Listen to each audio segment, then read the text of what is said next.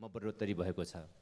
बदलिदो राजनीतिक परिस्थितिमा राष्ट्रिय हितका मुद्दाहरू थप गम्भीर र संवेदनशील बन्दै गइराखेका छन्। तर सरकार यी सबै विषयहरूप्रति व्यवस्था गरिराखेको छ र बेखबर जस्तै देखिन थालिराखेको छ।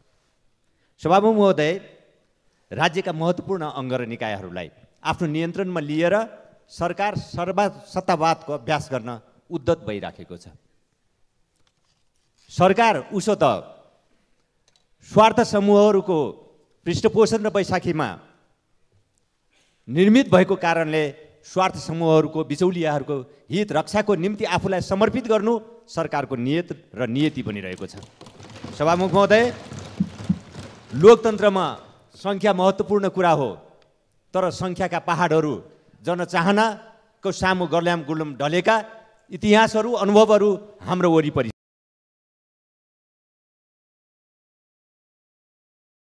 छन्। सरकारले यसतर्फ ध्यान दिइराखेको देखिँदैन। म सरकार यसतर्फ पनि बेखबर जस्तो देखिराखेको छ। सभामुख महोदय, यति बेला सरकारले 2/3 सामर्थ्य एक राष्ट्र सेवकको मानमर्दन गर्न, अपमानित गर्न र एउटा निश्चित सार्वजनिक संस्थालाई तेजोवध गर्नको लागि आफ्नो सामर्थ्य प्रदर्शन गरिराखेको छ। सभामुख महोदय, स्पष्टीकरणको नौटङ्की विद्युत प्राधिकरणका प्रबन्ध निर्देशक कुलमान घिसिङलाई विभिन्न बहानामा स्पष्टीकरणको नौटङ्की रचेर आफ्नो गलत करतुतलाई छोप्ने दुष्प्रयत्न समेत सँगसँगै गरिराखेको छ।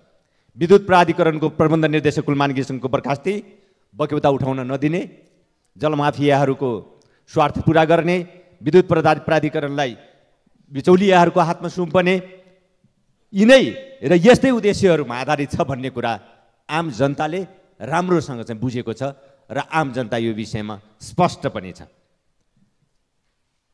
कहिलेकाहीँ लाग्छ सबैले आज एउटा प्रश्न गरिराखेका छन्, 4 महिनापछि स्वतः अवकाश प्राप्त गर्ने एकजना राष्ट्र सेवकमाथि यो हदको मानमर्दन सरकारले किन गर्यो? मान्छेले यो खोजिरहेको छ र सोचिरहेको छ। सायद सरकारलाई 4 महिना पर्खने धैर्यता छैन। सरकार आफ्नो औचित्य गुमाउँदै गइरहेको छ। जुन प्रयोजनको लागि सरकार बनेको दाबी गर्दै आइराखेको थियो, ती सबै औचित्यहरू नाकाम साबित हुँदै गइराखेका छन् र औचित्य साबित गर्न सकिरहेको छैन। सायद 4 महिना पनि टिक्न सकिन्छ भन्ने आत्मविश्वास गुमाएको कारणले होला 4 महिना अगावै सरकार विद्युत प्राधिकरणको प्रबन्ध निर्देशकलाई बर्खास्ती गर्ने निर्णयमा पुग्दछ। यहाँ गजबको कुरा सुनिरहेको छ। हुनुपर्ने थियो एउटा कुशल व्यवस्थापकलाई पुरस्कृत गर्ने, राम्रो काम गर्नेहरू पुरस्कृत हुन्छन् भन्ने एउटा सन्देश प्रवाह गर्नुपर्ने, सबै राष्ट्र सेवकहरूको मनोबल उच्च बनाउनु पर्ने र राष्ट्र निर्माणमा सबैलाई लाग्न उत्प्रेरित गर्नुपर्ने कुरा यसो थियो। तर सरकार उल्टै बाटो हिँडिराखेको छ। म केही दृष्टान्त राख्न चाहन्छु। सभामुख महोदय, नेपालमा लोड सेडिङको अन्त 2072-73 पछि भयो। यहाँ भन्ने गरिएको छ लोड सेडिङको अन्त सरकारका मन्त्रीले हाकाहाकी भनिरहनु भएको छ। लोड सेडिङको अन्त अमुक राष्ट्रको कारणले भयो, मित्र राष्ट्रको कारणले भयो। तथ्यहरूले भनिराखेका छन् 2072-73 सम्म भारतबाट आयात गर्ने बिजुली 34% हिस्सा थियो नेपालमा। तर कुलमान घिसिङलाई प्रबन्ध निर्देशक बनाएर ल्याएको अर्को वर्षमा हेर्दा केवल त्यो प्रतिशत 35 मात्र पुगेको छ। 34बाट 35% मात्र भएको छ। कुलमान घिसिङ नियुक्ति भएको 45 दिनभित्रमा काठमाडौँ र पोखरा लोड सेडिङ मुक्त भएको छ।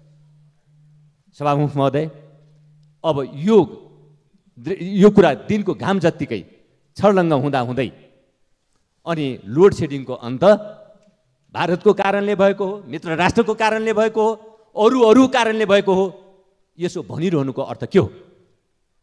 यसो किन भनिरहेको छ सरकार?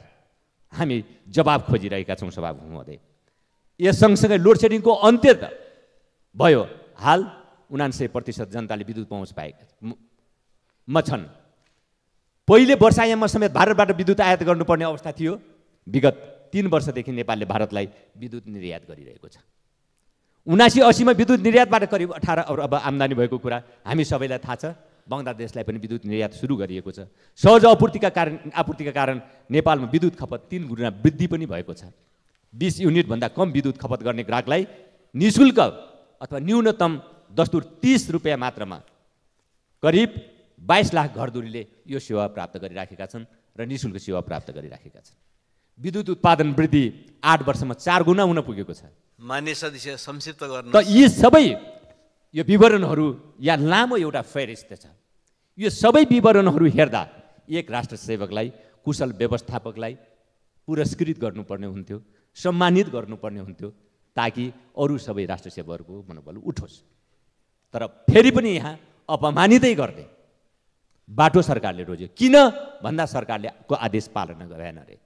कस्तो आदेश पालन भएन सभामुख महोदय, म यो प्रश्न गर्न चाहन्छु।